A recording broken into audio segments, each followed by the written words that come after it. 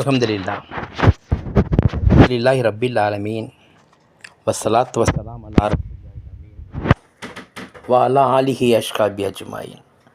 அவுது பில்லாஹி மினஷ் ஷைத்தானிர் ரஜீம். பிஸ்மில்லாஹிர் ரஹ்மானிர் ரஹீம். ரப்பி இஸ்ரஹ் லி ஸத்ரி வஸ்ஸிர் லி அம்ரி வஹ்லுல் மின் லிசானி யஃப்கஹு கௌலி. கண்ணியத்திற்குரிய எல்லாம் வல்ல அல்லாஹ்வின் நல்லடியார்களே, அஸ்ஸலாமு அலைக்கும் வரஹ்மத்துல்லாஹி வபரகாத்துஹு. கண்ணியத்திற்குரிய சகோதரர்களே, ஆரம்பகால தௌஹீத் மேடைகளில் அதிகமாக சொல்லக்கூடிய ஒரு ஹதீஸ் என்னவென்று சொன்னால், ஒரு கிராமவாசி அல்லாஹ்வுடைய திருத்தூதர் நபிகள் நாயகம் ஸல்லல்லாஹு அலைஹி வஸல்லம் வந்து, யா ரசூலல்லாஹ், எனக்கு இஸ்லாம் என்றால் என்ன என்று சொல்லித்தாருங்கள் என்று கேட்பார். அப்போது ரசூலுல்லாஹ் சொல்வார்களாம், லா இலாஹ இல்லல்லாஹ் முஹம்மது ரசூலுல்லாஹ் என்பதை ஏற்றுக்கொள்கிறேன் கேட்கும் பொழுது, ஆம் ஏற்றுக்கொள்கிறேன். 5 வேளை தொழ வேண்டும், ஜக்காத்தும் கொடுக்க வேண்டும் சொல்லும் பொழுது, யா ரசூலுல்லாஹ் அதனையும் ஏற்றுக்கொள்கிறேன் சொன்னார்களாம். ரமலான் மாதம் வந்துவிட்டால் ஜக்காத் நோன்பு நோக்க வேண்டும், அதையும் ஏற்கணும். அடுத்தபடியாக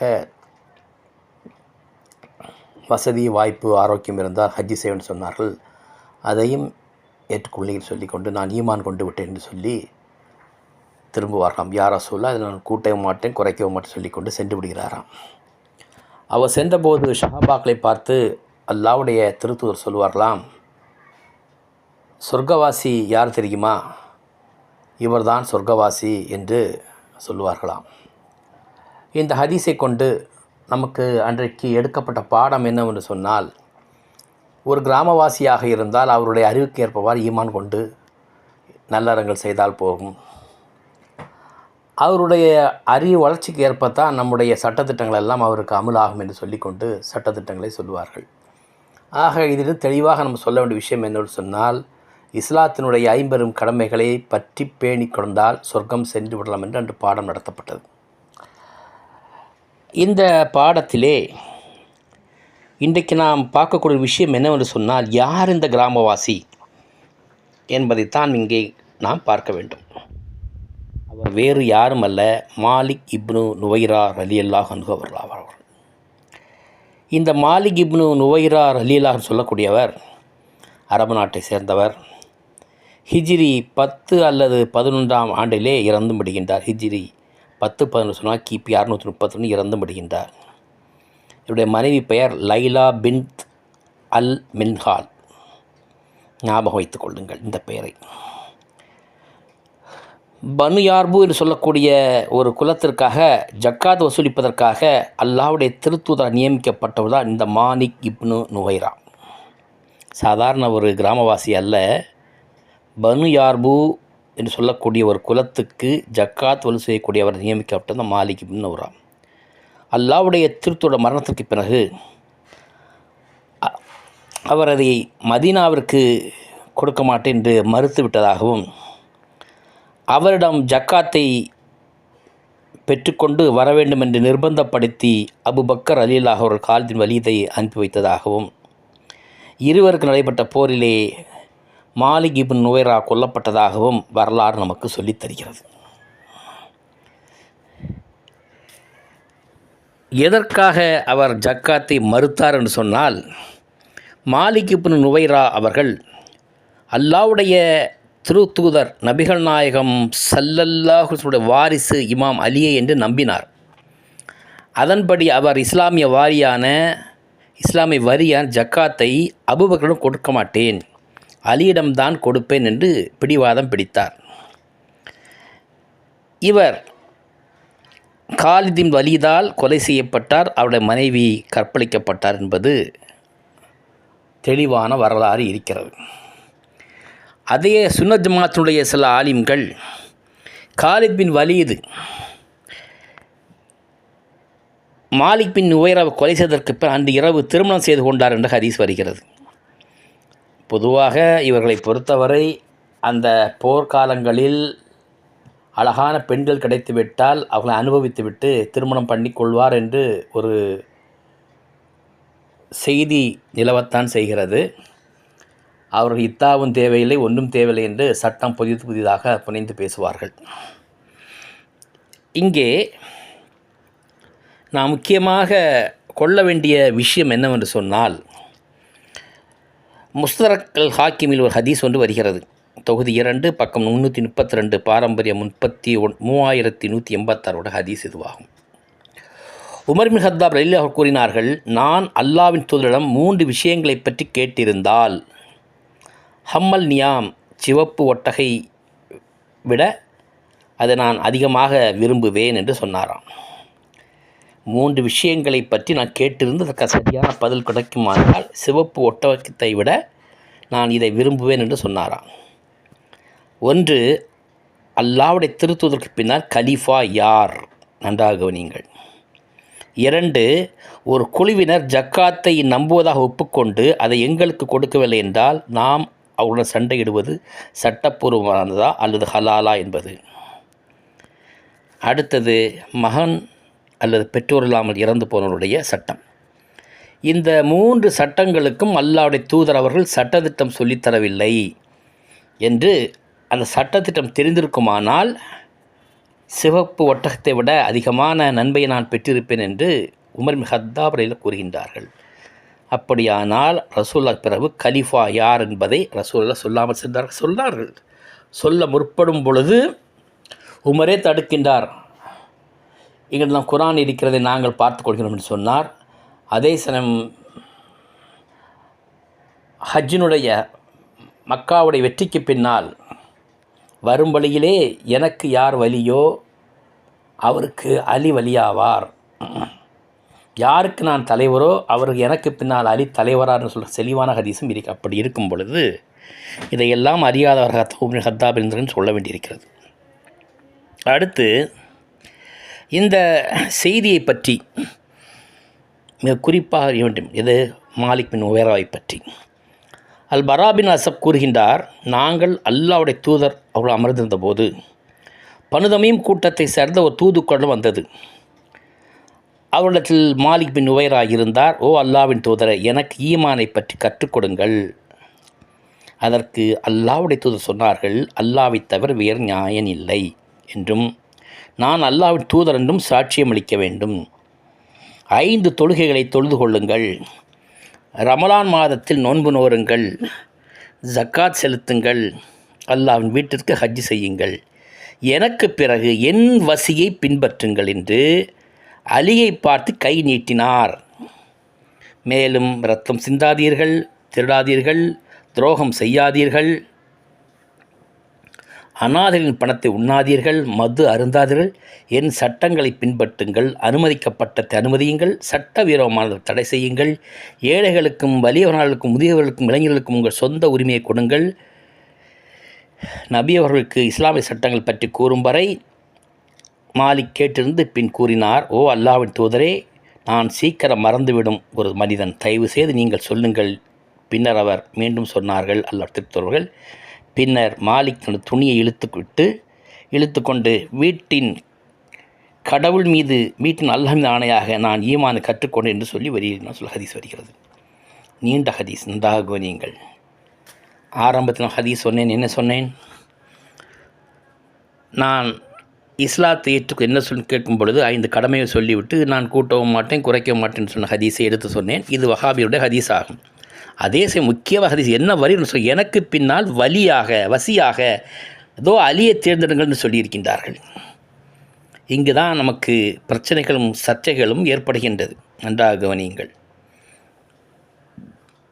அல்லாஹ் தூதர் அவர்கள் இறந்ததற்கு பின்னால் இந்த பனிதமீம் குலத்தினராகிய மாலிக் பின் உவைரா மதீனாவுக்கு திரும்புகின்றார்.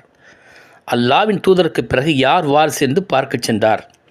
வெள்ளிக்கிழமை பள்ளிவாசலுக்குள் நுழைந்தார். அபுபக்கர் மிம்பர் மீது ஏறி உரையாற்றி கொண்டிருந்தார். மாலிக் அவரை பார்த்து, ஓ தைமின் சகோதரரே அபுபக்கரே. ஆம் என்றார் அபுபக்கர். அதற்கு மாலிக் கேட்டார், நான் பின்பற்றும்படி கட்டளையிடப்பட்ட அல்லாஹ்வின் தூதர் வாரிசு வசி எங்கே என்றார். அதற்கு நான் பின்பற்றும்படி கட்டளையிட்ட அல்லாஹ்வின் தூதரின் வசி எங்கேன்னு கேட்டபொழுது மக்கள் ஷஹாபாக்கள் சொன்னார்கள், ஓ அராபியரை விட்டு வெளியேறு, விஷயங்கள் மாறிவிட்டன என்றார். மாலிக் கூறினார், அல்லாஹ் மீது ஆணையாக எதுவும் மாறவில்லை, ஆனால் நீங்கள் அல்லாஹ் தூதரையும் காட்டி கொடுத்து விட்டீர்கள் என்று திட்டமாக சத்தமிட்டிருக்கின்றார். மிகப்பெரிய சலசலப்பும் அந்த மதீனாவில் ஏற்படுகிறது. அதற்கு அபூபக்கர் சித்திக் சொன்ன சில ஹதீஸ்களும் வருகிறது. இவர் மசூதிலிருந்து இவரை வெளியேற்றுங்கள், குதிகாலில் சிறுநீர் கழிக்கும் அளவிற்கு பாலைவன அராபரை வெளியேற்றுங்கள். குன்ஃபுத் மற்றும் காலித் பின் வலீத் ஆகியோர் அவரிடம் சென்று அவரை மசூதிலிருந்து வெளியேற்றியதாக தள்ளிக்கொண்டே வந்தார்கள் என்று ஹதீஸ் வருகிறது.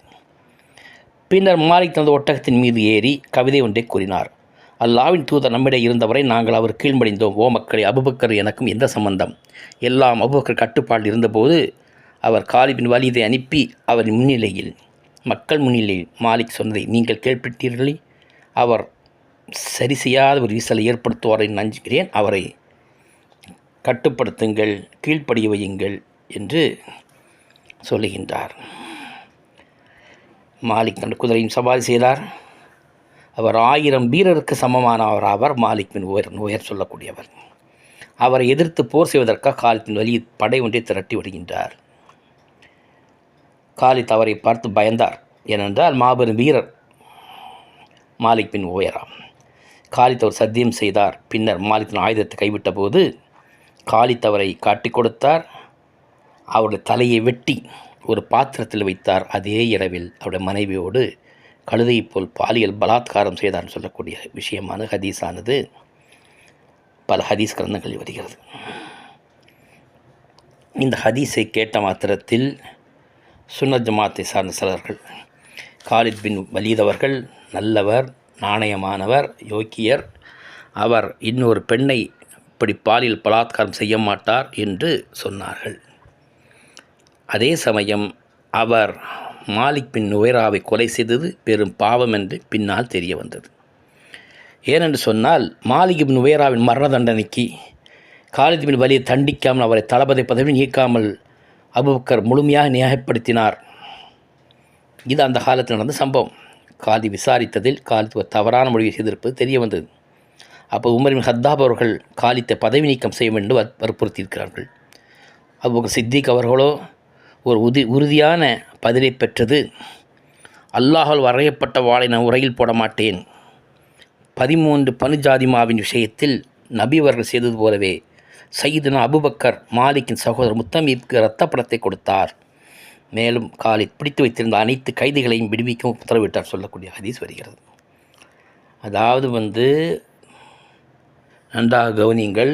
காலித் பின் வலீத் நுவைராவை கொலை செய்தது பாவம் என்று தெரிந்த காரணம் இரத்த பணம். கொலைக்கு பகரமாக அந்த குடும்பத்தினுடைய இரத்த பணத்தை அபூபக்கர் கஜானாவின் கொடுத்தார். யாரும் கொடுத்தார்?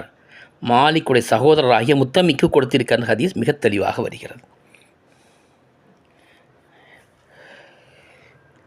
மாலிக் பின் உரைவா பின் ஜம்ரா பின் சதாத் பின் உபைத் பின் தல்பா பின் யர்பூ பின் ஹமீம் எல் யர்ரோஹ், இது அவருடைய பெயராகும். அவர் புனைப்பவர் அபா ஹிந்த்லா மற்றும் அபு அல் ஜஹ்புல் என்றும் அழைக்கப்படுது. அல் மெர்சபானி கூறுகின்றார், ஒரு கவிஞர், மரியாதைக்குரியவர், அறியாமை காலத்தில் பனியர்பு கோத்திரத்தின் மாவீரர்கள் ஒருவராக இருந்தவர்தான் நுவைரா. அவர் கோத்திரத்து உன்னதமான ஒருவர். அவர் மன்னர்கள் பிரதிநிதியாக இருந்தார். நபி அவர்கள் அவரை தமது மக்களிடம் வரி வசூல் செய்வதற்காக நியமித்தார் என்று இமாம் இப்னு ஹிப்பான் தன்னுடைய துல்ஹதாத் தொகுதி 2 பக்கம் 145 பதிவு செய்திருக்கின்றார். ஆக மாலிக் பின் நுவைராவை பொறுத்தவரை இப்னு ஹிப்பான் ஹதீஸ் என்ன சொன்னால் அவர் தெளிவான ஒரு ஈமான்தாரியாக இருந்தார். அவர் ஏன் ஜக்காத்தை கொடுக்க மாட்டேன் என்று சொன்னால், நான் கொடுக்க தகுதி விட அலி மட்டுமே, அலியைத்தான் அல்லாஹ் திருத்துறை வழியாக நியமித்தார், நீங்கள் அலிக்கு மாற்றமாக அபூபக்கரை தேர்ந்தெடுத்த காரணத்தினால் கொடுக்க மாட்டேன் என்று திரும்பி சொன்னார். நான் அலியிடம் கொடுக்க தயார் என்று சொல்லிவிட்டு சென்றேன். அதை பின்தொடர்ந்து சென்று காலித்தின் வலி அவரை கொலை செய்திருக்கிறேன், அவருடைய மனைவி கற்பழித்திருக்கிறது. இது சம்பவம். ஆக வலீதுடைய காலித் மாலிக் பின் நுவைராவுடைய தம்பி முத்தமீம் ஒரு முஸ்லீம், எந்த சந்தேகமும் கிடையாது. மாலிக் பின் நுவைரா சாதாரண சஹாபியும் அல்ல. ஆனால் அவருக்கு பிறகு புனித நபி ஸல்லல்லாஹு அலைஹி அவர்கள் தர்மவரி வசூல் ஜக்காத் என்னும் முக்கியமான ஒதுக்கப்பட்டது. இமாம் இப்னு அஸ்கலான் தன்னுடைய இசாபா தொகுதி 5 பக்கம் 560 பதிவு செய்திருக்கின்றார். ஆக மாலிக் பின் நுவைராவை பொறுத்தவரை நல்ல ஒரு ஈமான்தாராக இருந்தார், முஸ்லீமாக இருந்தார். ரசூல் காலத்தில் ஜக்காத் வசூல் கொண்டிருந்தார். சொர்க்கவாசி என்று முன்னேறி உருவாக இருந்தார். அப்படிப்பட்ட ஒருவரைத்தான் காலித் பின் வலீத் அவர்கள் கொலை செய்திருக்கின்றார்கள். அவருடைய மனைவியையும் கற்பழித்திருக்கின்றார். பின்னால் அவர் திருமணம் செய்து கொண்டால் ஹதீஸும் வருகிறது. ஆக இங்கே முக்கியமாக நாம் கவனிக்க வேண்டிய விஷயம் என்னவென்று சொன்னால், 2 பெரும் தவறுகளை நம்முடைய ஆலிம்கள் செய்கின்றார். ஒரு தவறு என்று சொன்னால், இந்த ஹதீஸை கவனியுங்கள். உமர் இப்னு ஹத்தாப் கூறினார், நான் அல்லாஹ்விடத்தோடு 3 விஷயங்களை பற்றி கேட்டிருந்தால்,